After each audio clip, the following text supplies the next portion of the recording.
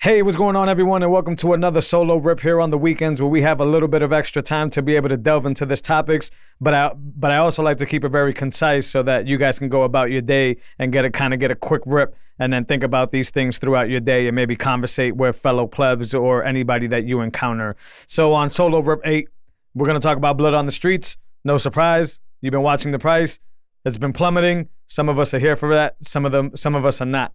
We're also going to talk about El Salvador during that bloodbath buys the biggest purchase of Bitcoin, 500 Bitcoin ever, so they get their hands on all the blood that's on the street.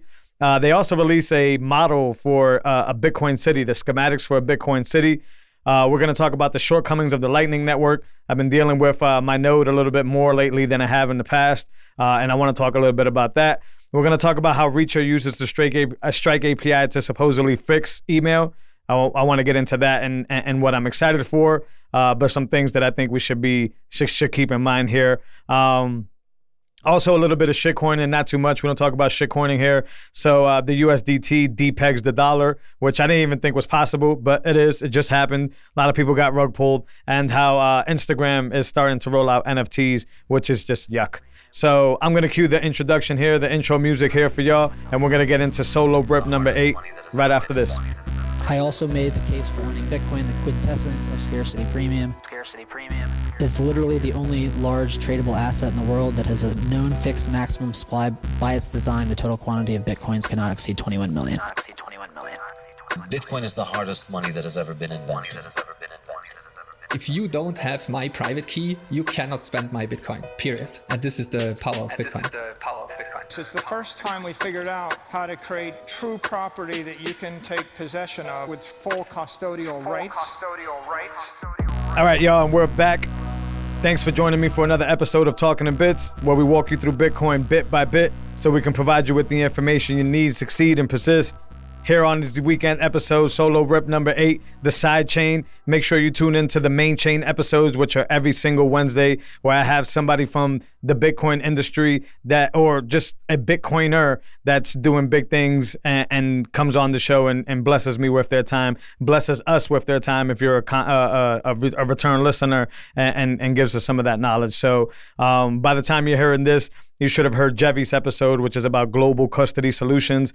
Jevy's a really smart dude. He knows a lot about a lot of different things, and the conversation I had with him was just fascinating. I got a few great interviews coming up for that main chain, so keep an eye out for those, and please be sure to support us on Fountain. I'll get into a little bit about that going on here. So back with solo rip number 8.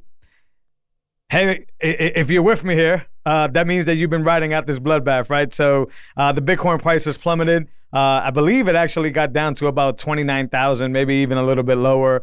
And chaos is all over these streets. I mean, you got the people that are just losing their mind. You got the new Bitcoiners or the newbies that are just not understanding where their store value concept comes from, because as far as they're concerned, they bought in at 40 and now they have less money.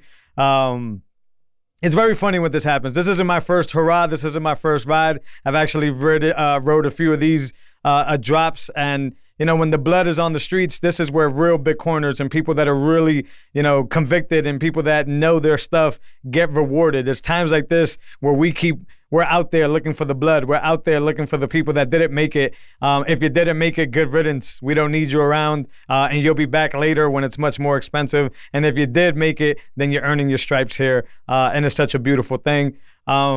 Yeah, Bitcoin drops in price for many different reasons. A lot of it for a lot of shit traders. Sometimes it's global economic news. Sometimes it's a lot of FUD, which is a constant thing. But there's a barrage that continues to come to Bitcoin and continue to happen to Bitcoin. And Bitcoin continues to take it, like I like to say, like a champ.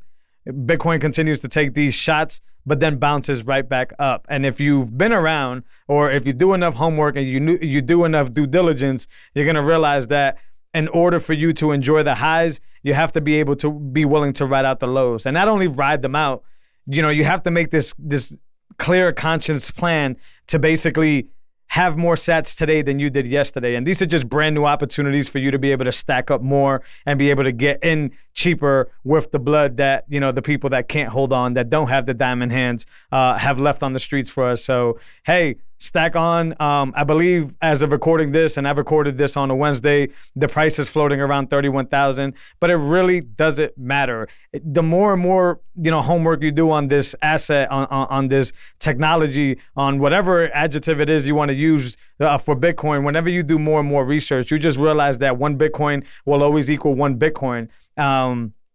And I don't know if anybody who's listening has actually started to read what all Bitcoiners are probably reading now, The Mandibles, but there's a lot of sections in that book. I'm about halfway through it. There's a lot of sections in that book that really identify where this is going when it comes to the dollar, and when it comes to people that are depending on the dollar, and when it comes to everything skyrocketing in prices. There's a lot of examples in the book, but there's one example specifically where the mother's talking to the son, and the son is talking back to her as if she was the child, and he's explaining to her how this head of cabbage, mind you, is already approaching the $40 per pound limit, how everything is just skyrocketing in price. And when I sit down and I think about this, mind you, the book is based in 2029, which is not too far away, and I'm tired of people continuously saying taking two stands on what's going on here, which is this doesn't exist. It's not really happening. It's all in your head, or it's all FUD, or it's all that. And the other side of things, which is that's in the future. I won't even be around for that. That's closer than you think. That's 5 years away, in my opinion. That's maybe a decade away, in my opinion. And it's going to get to the point where, a $2 head of cabbage is actually going to cost you $40, and you won't be able to afford the basic things. Another thing that's a really big issue for me, and I was talking to my dad about this during Mother's Day over Mother's Day lunch. Shout out to all the mothers. Happy Mother's Day to you all. But I was talking to my dad over the dinner table, and he was explaining to me how, for him to be able to get the benefits of his retirement now has been extended to the age of 70, right? When it used to be 65. In the Mandibles, in the book, and as I was telling him, eventually that's going to turn to 74, 76, 78. And that's just basically the Fed's way of rug pulling our parents, right, or boomers, or anybody in that, in the older generation that's expecting that Social Security to be there at the age of 65. Well, guess what? They're going to continue to push that back. They're going to continue to rug pull all the hard work and all the energy that my dad and anybody that his age has provided to this world, all the services that have been built upon his back. They're going to get rug pulled, and they won't even be able to get that sheer value. They won't be able to pass it on to their lineage, to their kids, because that's all under scrutiny and all that. They're going to get taxed to death. And then, like I said, how many people with all the stuff that's going on even actually make it to the age of 75 plus? More power to you if you do, and I hope that everybody does, of course, but it's really hard as they continue to push the field goal post back. It's really hard for you to be able to depend on what they promised you. So think about the idea of them pulling money out of your paycheck every single week for various reasons, not only taxation, which we all know is theft, but for many other different reasons like Social Security and all these other things, just with the promise, 401ks and all this stuff, just with the promise that, when you get to a certain age, you're going to be able to ride off into the sunset. You're going to be able to sail the world. You're going to be able to do all this stuff because you have this nice nest egg that's sitting there waiting for you. Well, guess what? They're just a policy away from taking that away from you. They're just one field goal post move away from taking that away from you. And when I was having this conversation with my dad, I felt the pain. As a Bitcoiner, I understand that Bitcoin is the vessel, but when you try to explain that to my dad, especially when the previous conversation was how, the price was plummeting and how, a lot of people were keeping an eye on that. It's hard for him to understand that Bitcoin is the safety raft. It's hard for him to say YOLO into Bitcoin or go all in on Bitcoin. We're working on it, and I'm working on it, and he sees the value in it. But, I don't blame him for thinking, hey, if I got rug pulled in that arena, what makes you think I won't be rug pulled in that arena? Right? And as we discuss on this show a lot, often, it really depends on the person, the individual doing their homework and understanding what it is that they're getting into Bitcoin. Because if they don't understand why they're getting into Bitcoin, then they'll never actually really be in Bitcoin. They could speculate on it. They could, buy here and there. And I've actually have a hardware wallet for my parents that's set up where they kind of have like a small dollar cost averaging, but they won't be able to flip all of their, life savings or be convicted enough to do so if they don't do their own homework.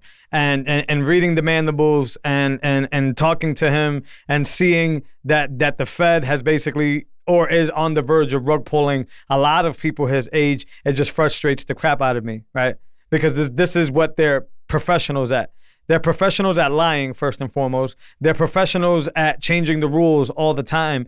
And it just further heightens the fact that this currency, this dollar, this thing that we keep in our bank accounts, most of us, and that we depend on, is really not ours, right? And then through cryptography, as Eric Kaysen likes to tell us over and over again, we have been handed the weapon, right, to be able to turn the tables and be able to change that, to actually own this, to actually not have it taken away from us, to have the field goal post stay the same through the consensus network. All these things that are beautiful about Bitcoin, it's extremely hard to explain to somebody who is basically frustrated in the situation they're in. But not only my dad here, I've had conversations with previous coworkers that I used to work with where they're frustrated because, their rent is about to go up $400. And these are people without kids, never mind the ones with kids and how they can't seem to find a way and they want to find a new place to move. But everywhere that they go to move, the prices are just skyrocketing. And then I had talked to other friends that are just like working overtime and working, looking for a second job to be able to keep not only themselves afloat and their bills afloat, but be able to help support their spouse and whatever adventure they want to take. This is really, really, really happening, y'all. So to loop this back to what we're talking about, when you see this blood on the streets, right? When you see the price of Bitcoin plummet, this is your opportunity to soak up more of this, to be able to get more of this asset, of this weapon is the most specific weapon here, that word here, that's actually going to remove us away from all that pain and all that frustration.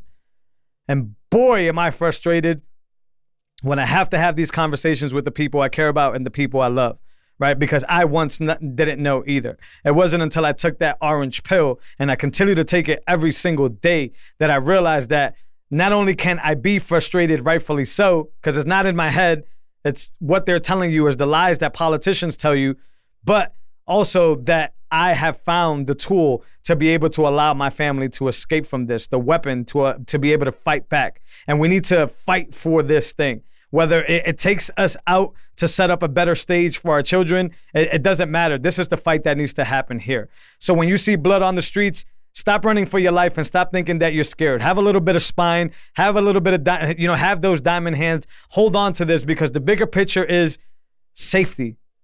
The bigger picture is that if you zoom out, you'll understand not only what they are doing, the Fed, but what Bitcoin can do for you, for your family, for your life. And it's important in these situations that you soak it up while it's on sale. So when the price continues to drop and plummet, to me, Bitcoiners are that rare breed. When the price drops, we all cheer because we know that we're able to scoop up more of it before it's too late. When the price goes up, we all cheer because we know we're closer to our goal. We're closer to finishing the mission. Don't be scared. And if you are scared, you're in it for the wrong reasons. Go talk to individuals like me. Listen to shows like me. Listen to the Stefan Liveras of the world, the John Vallis of the world. There's so many other people out there that are giving you the information you need to understand it the way that we Bitcoiners understand it. Don't get fooled by the whole maxi thing. Don't think that because we're maxis that we're in some type of cult. We just see what's about to go down, right? And we want to protect as many people as possible from doing so. Blood on the streets, go get it. El Salvador went and got it. That's the next topic that I have here. So Bukele announced on the Twitter that at about $30,000 or so average, they bought 500 Bitcoin. They're not playing around. I have my gripes about trusting, leaders like Bukele and that whole thing, but action speaks louder than words, and they continue to speak on it. I've also been listening to Max Kaiser and Stacy talk about what's happening in El Salvador, and they're really leading the way in this charge. They're really showing what it can be to have a Bitcoin country and have a Bitcoin standard from within the people. So they bought 500 Bitcoin just to continue to prove their action. I think that's remarkable. I think it's huge. And they're not playing around.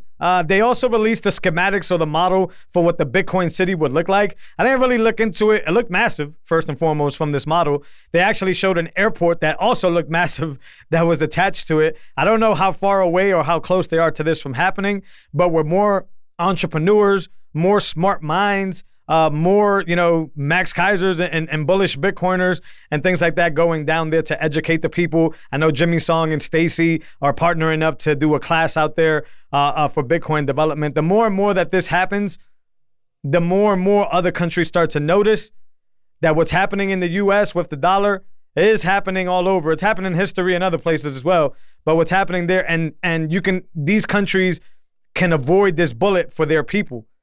And it's, regardless what my gripes are with Bukele and with certain leaders and putting heroes up on this pedestal, action speaks louder than words.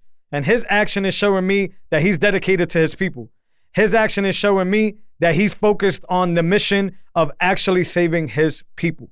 And in one of that conversations with my dad, because he follows Spanish news and Bukele's actually making his round through there, which is actually extremely helpful when it comes to orange pilling, not just the Spanish community, but, small islanders, if you want to call it that. So, shout out to Bukele there. Shout out to El Salvador for not just making this a niche thing and not just, speaking the high praise of Bitcoin but not acting. This is action. This is supporting your people. This is taking care of them and making sure that their future, right, El Salvador's future, stays intact and doesn't get blown away. It doesn't get debased by being pegged to the US dollar. So I'm really, really bullish about that. Not so much about Bukele yet because I still have to do more information there, rightfully so.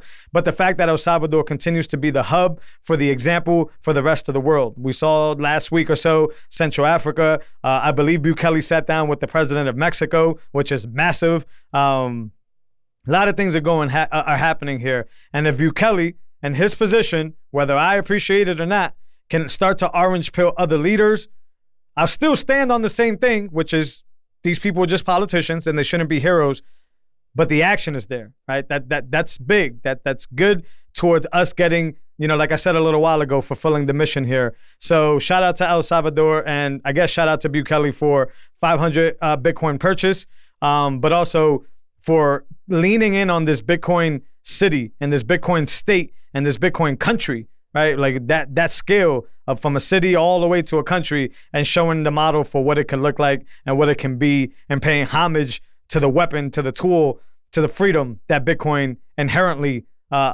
brings with it to whoever adopts it into their life. So super cool there. I'm going to pivot over to the Lightning Network here. I got some plans in store for Talking in Bits. I got some plans in stores where, I want to sovereignly be able to, offer some cool stuff to you guys and be able to, bypass, as, Maulers and everybody talks about, the legacy fiat system. With that involves, taking care of my node. So I've had my node since November of 2020. It was specifically built for podcasting 2.0, right? And to be able to verify transactions. So those were the two reasons originally I got into a node. It was to be able to sovereignly verify all transactions that I'm doing, to cold storage or anywhere. And then was, to be able to get the support from y'all and be able to receive some sats when it comes to the content and the podcast that we have going on here. Now it's a different purpose. Now I have to start managing liquidity. It's no secret. There's a lot of LSPs out there and a lot of new products being rolling out there. That liquidity, especially when it comes to having your own sovereign node, it's a big issue. What is liquidity? Well, hopefully I'll have some guests pretty soon that's going to be able to explain that much better than I can. But if you want to think about it is the channels in which you can receive sats and spend sats. So right at the very core of your Lightning node, you have zero liquidity out and you have zero liquidity in. That means you can't receive anything because there's no channels that are coming into you.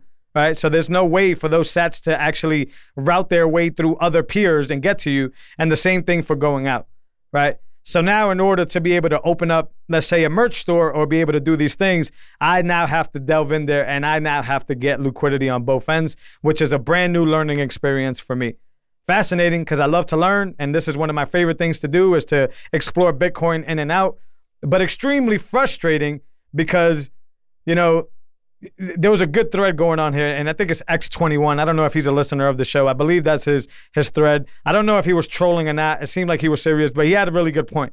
And the really good point is that Lightning is starting to trend to a PayPal 2.0, which is, a custodian basically has a better ability to give you a better Lightning experience than you actually running sovereignly your own node. Now, there's a lot of truth to that, right? And in this experience, I'm starting to figure that out, because when I use my Cash App for Lightning payments, like to fund my Fountain wallet, right, as a really good example, bang, it goes through perfectly right on the first try. It's smooth sailing, instant settlement, no fees, fantastic. Conversely, with my Moon wallet, I could still call it Mun, I don't know.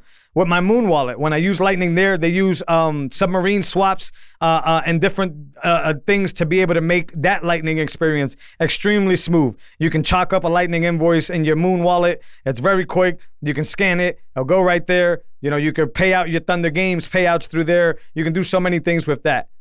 Now, on the other hand, on my Zeus wallet, which is connected to my node, which is sovereign, 75% of the time, my payments are failing. 80% of those fails, I don't really know what the reason for the failure is. So, liquidity is a big thing. That's an easy one. But sometimes I'm getting some other errors that I'm not versed enough to be able to figure out yet. So my point is that I want to do this sovereignly, and I will continue to do this sovereignly. And just like other things in Bitcoin, over time, this will get easier. But at the moment, I can see where somebody goes through all the headache of setting up their node and says, the hell with this. I can't even send off a single payment out without getting an error message. And it's extremely frustrated, especially if your channels are not managed correctly.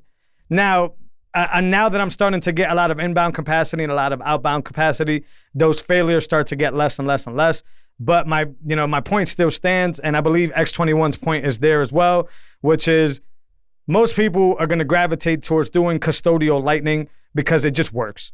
Right. And if you go back to John Carvalho's episode with me, we understand that there isn't just one Lightning implementation. There's LND, there's C Lightning, there's Bolt 12. There's so many different implementations. And most people are going to lean towards, I don't care. Cash App, do this for me. Whatever, do this for me. And that's great for Lightning adoption, but that's terrible for what we speak about all the time. And that's being sovereign, and that's being secure, and that's being private. So my hope is that on this show, with guests and with my own experience, I'll be able to provide you, a better idea of how to do that sovereignly and how to do that more privately. This is another way subtly that we help here at Talking in Bits, but that you can also help as a listener of Talking in Bits. So from the last episode with Jevy on, 5% of the sats that are streamed here to the show are going to go to open sats. That doesn't count the Mind Your Block segment that we have whenever anybody wants to donate. But the point is that the more and more we contribute to developers, to these open source projects, to Lightning, to all, to these wallets that are coming out, the closer and closer we get to a reality where it becomes easier to be self-sovereign on Lightning. Right? And that's why I'm very passionate about not only giving the 5% per sat that's streamed here, or the amount that's streamed here, but I also offer on the main chain my guests to be able to either donate to OpenSat, to donate to another cause. The developers is who we need to support here. And it's for that. It's for the experience to get better, for us to be able to keep these privacy tools and not give it to the hands of, Cash Apps of the world. And that's not to say Cash App is a bad actor, but inherently, if you're trusting somebody else with your management or with your sats, then it's not yours. And that's what these developers are helping us keep. It's that sovereign nature. So please, it's very simple to download Fountain from the App Store or Breeze, right? To be able, from Cash App at the moment, if you don't have another tool, to be able to get a few dollars, right? Like $5, load up Breeze or load up Fountain wallet, and they give you a wallet instantly. As soon as you set up the account, you have a wallet there, so you don't have to do the creation or any of that. You can, send $5 worth of sats there. You can stream it to the show because you're already listening to the show, and then you get the value from the show, but you also contribute to a better ecosystem to where we can keep these privacy tools enact. Because if you leave it up to the Cash Apps, they're going to give you some cool stuff, but with that comes the removal of privacy, and that gets us further away from the mission as opposed to closer to the mission. So Lightning, it's getting there, but we want to be able to keep this more in our hands and not in the hands of a custodian. And I think that's where the shortcomings of Lightning Network, one of the shortcomings, because I'm sure there's many arguments, it really plays out in real time. So speaking of Lightning Reacher, which I'm not familiar with Reacher, but I'm just reading the headline verbatim here. Reacher uses the Strike API, which is one of the first uses of the API that I've seen, to fix email. I don't use email often, so y'all let me know if email needs to be fixed. I know there's a spam problem with email, but there's a spam problem everywhere. And it's basically making you pay to be able to get to my inbox. That's probably a sat or two. It's not much, whatever. Once again, I'm not really, I don't really care about email and the solution that email needs for say. I think Proton Mail is doing a fantastic job with encrypted email, et cetera, et cetera. But what this did lead me to think and lead me to get excited for is, the Facebooks of the world won't exist, and not as they stand, right? So when it comes to the ad model of Google, Facebook, and all these other conglomerates, right, that starts to disappear because now you're going to have to pay me for me to see your ad, right? As we start to roll out here, especially with Lightning and it being integrated in web browsers. And I can't wait for that. As somebody who's done marketing before, Facebook prays and Google and all these companies, they pray two-sided here. They prey on the person, on the business that's running the ads, because now they charge you, right, a cost per click, which is basically saying, pay me for every time you want me to get somebody to click on this. But then they also prey on the users of the platform, because now you're seeing all this bloat and you're seeing all these irrelevant ads, right, that the business owner is now wasting money on, right, because they showed their product to a person that doesn't even care about it, right? And they're making a gazillion off of this. I told my wife this morning. These companies are making a huge amount of money, not just off of one person, specifically off of one person, but as a combination of communities, right? So if there's a community that's about Bitcoin, guess who's making money off of showing Bitcoin-related ads to, et cetera, et cetera, et cetera. Don't get me started on podcast and how Podcast 2.0 is already solving this problem, meaning that you're streaming sats to Talking in Bits as you see fit. I'm not shoving ads down your throat and forcing you to listen through those ads in order for you to continue to get this value. Well, that's going to happen on advertisement platforms and on the other social media platforms, and that's what really has me excited. Whether it's through the Strike API or whether it's a different version of that, I don't know. But the ability for you to have to pay me to see your ad gets rid of the Facebook ad model and the Google ad model, because now the business owner can say, hey, show this ad to these people, and you can pay the people direct to sit through your advertisement, as opposed to paying Facebook direct to possibly butcher the ads and who it's showing it to because you had a setting that was off or because you didn't know your audience as well. Can't wait for that universe. Can't wait for that to happen, because the Facebook and the Google and the LinkedIn and these advertisement platforms need to be toppled. Those dominoes need to go away. We're doing it in podcasting. That's why you don't hear any ads, and you will never hear any ads when you're listening to the show. I know a lot of people are telling me, never? Really? I don't know. But the way I feel right now, absolutely never. There's no reason to. The fans are listening, and the listeners are providing value. And they're providing the best value of all time with Visa not involved. So you don't need to donate $5 for me to only get $3. You donate $5 and we get $5 and we put it right back into the content. That's going to happen on these social media platforms, so you don't see these ads. And when you do see these ads, it's because the business of the ad is actually paying you to be able to show you that ad, which means that they have to be more careful, less spamming, et cetera, et cetera, et cetera. And their product has to be that much better, because if they pay you to see the ad and you still don't take it, guess who's losing money? Similar here. I was talking to somebody and I tell them every single episode, I'm at a loss in Talking in Bits, right?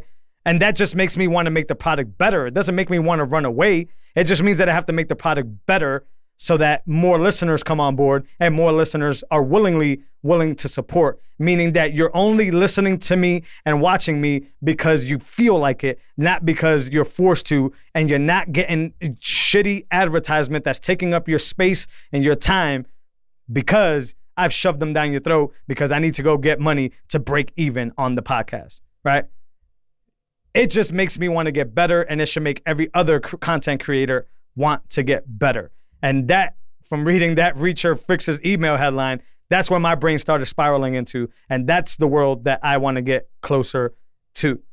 Speaking of Facebook, I'm going to sign off with this one just more as a joke. Instagram is now doing NFTs. Although I will make the argument that Instagram is probably the place for NFT, hence pictures. That's specific to that platform. That's the type of consumption that gets there. I'm not surprised, man. I'm not surprised that a company as shitty as them is trying to rug pull as many people as possible. So now they're going to rug pull the content creators, because if you spend, let's just say a week and the hours it took to create a really cool digital NFT or anything like that, you're going to put it on Instagram to try to get a following, to try to do something for your own well-being. And they're going to do something in the background, whether it's like, groom your audience, or whether it's steal a cut from you, or doing all this stuff in order to line their pockets and be hip and be cool with the content creator, et cetera, et cetera. We don't need these platforms. They need us. And it's finally about time that they start paying us for contributing to their platforms, as opposed to milking us dry and making us the product and lining their pockets. I feel I've gone on a big creator rant here. That's what I'm passionate about. That's why I follow this scene very well. That's in music, that's in art, that's in books, that's in everything. It's very hard to put a show like this together. It's very hard to be able to write a book. It's very hard to be able to write a song that catches on. It's very hard to do beautiful artwork that hasn't been done before. But for so long, we've been trained and we've been programmed to think it's okay for them to be able to take a little bit, to be able to get a pension, to be able to define what's right and what's wrong, to be able to find the trends and who's listening and who's watching to what. Enough of that. That's the mission that I'm on. Not only the Bitcoin mission we talked about before, but the mission for the creators is one that I am extremely passionate about. And if you're extremely passionate about, start donating, start streaming sats, start, just sending funds to creators' wallets, whether it's using the little Twitter cash money payment, any way you see fit. Remove Visa, get yourself some sats and stream them over, or send them over, or donate them to the creator, your favorite creator that's doing the very best work that you consistently go in and go out. Because it makes them do better work, and it makes you get a better product, and it keeps you more informed, and it helps you to orange pill your family and friends. So that's it for Solo Rip 8.